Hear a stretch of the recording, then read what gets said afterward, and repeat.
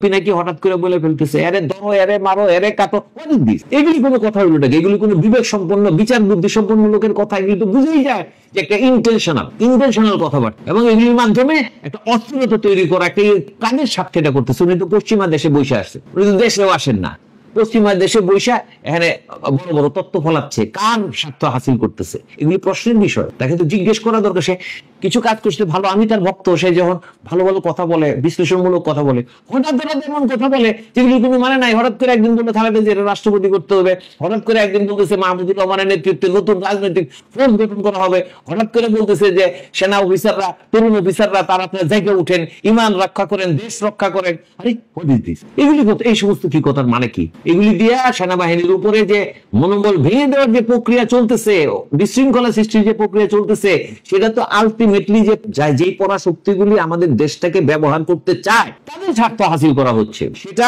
America হোক, ভারত হোক, আমরা তো সেই বিষয়ে সতর্ক থাকবো। আমাদের তো বুদ্ধি আছে, বিবেচনা আছে। চরিত্রটা শুধু নাই, চরিত্রটাকে নিয়ে আসেন, চরিত্রটাকে ঠিক করেন দেশে, তাহলেই হবে।